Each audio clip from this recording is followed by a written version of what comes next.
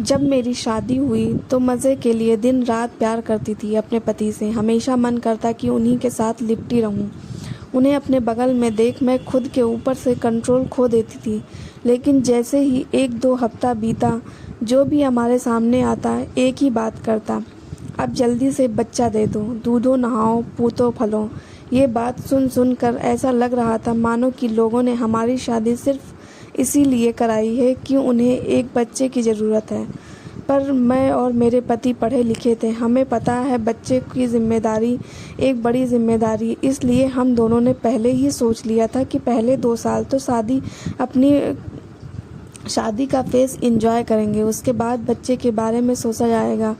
मेरे पति काफ़ी रोमांटिक मूड के हैं और मैं उनसे भी 4 गुना ज़्यादा रोमांटिक हूँ, तो दोनों का मूड बनाते देर नहीं लगती थी। कई बार तो ऐसा हुआ कि मूड बन गया है लेकिन हमारे पास प्रोटेक्शन नहीं होता था, लेकिन गर्मजोशी में हमने बिना किसी प्रोटेक्शन के सब कर लिया। सुबह होती तो इस बात की चिंता सताने लगती कि अब क्या होगा। कल रात तो बिना प्रोटेक्शन के सब हो गया।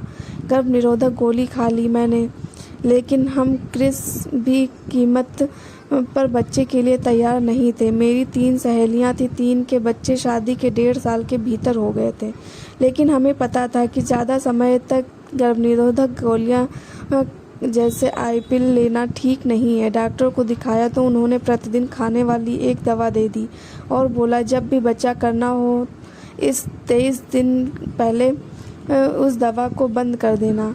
हम पूरे 2 साल इस दवा का सेवन किए और अपनी शादीशुदा ज़िंदगी को एंजॉय किया। 2 साल बाद जब बच्चा पैदा करने की स्थिति आई तो हम लोगों ने बहुत ट्राई किया, पर मैं गर्भ से नहीं हो पाई। जब डॉक्टर को दिखाया तो पता चला मेरी नली सूख चुकी है। इस वजह से मैं अभी बच्चा कंसीव नहीं कर पाऊंगी। 1 साल इलाज के बाद मेरी रिपोर्ट आती है और मैं स्वस्थ रहती हूँ, लेकिन फिर भी बच्चा नहीं होने पर इस बार पति की भी जांच होती है। उसकी रिपोर्ट में निकला कि अत्यधिक संबंध बनाने से वीर्य की क्वालिटी ख़राब है।